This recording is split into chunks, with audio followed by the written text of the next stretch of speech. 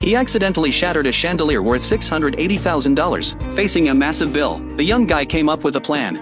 몸으로 갚을게요. The female boss shook her head. Just pay me back in cash. Philson said he'd come do housework every day, until he paid off the chandelier. The boss thought about how messy her place had been. This guy had actually cleaned it up really nicely. Plus she was swamped with work. She could use a housekeeper. She agreed. The next day they went to the supermarket to buy cleaning supplies. Looking at these two, they didn't seem like employer and employee at all. More like a couple. This sunny, good-looking young guy had worked tons of part-time jobs. He ran into co-workers everywhere they went. The boss started getting curious about his past. Her name was Sara. She married into a wealthy family with her father. Because of this awkward status, she'd worked incredibly hard to get to where she was now. But female executives always face a lot of criticism. At a company executive gathering, a bunch of middle-aged men were putting down women left and right, saying women just need to look pretty. They're not fit to be leaders. Sara was about to pour herself a drink, but they stopped her, saying women can't pour their own drinks. She was angry and hurt. She had to make an excuse and leave. These arrogant men seemed to forget she had a brother, even though they usually had a tense relationship.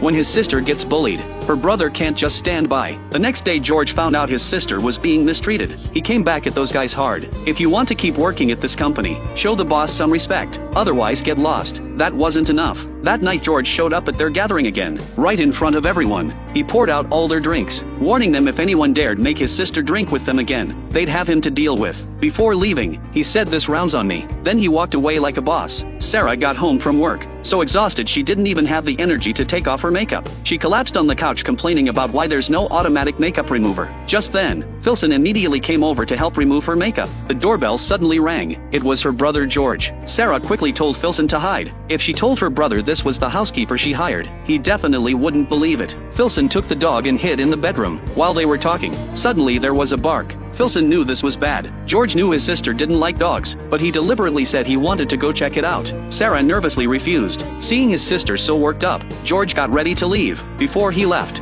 he told Sara to introduce him to this person sometime. Sara's cool girl image was completely shattered. Philson carefully came out and apologized. He also gave Sara a beautiful box of chocolates. Sara wanted to be angry, but seeing how adorable he looked, most of her anger melted away. The previously empty apartment had come alive since Philson arrived. Sara was gradually getting used to living with another person. Just then the dog suddenly ran outside. They both chased after it, and ran into someone they knew. Talk about awkward.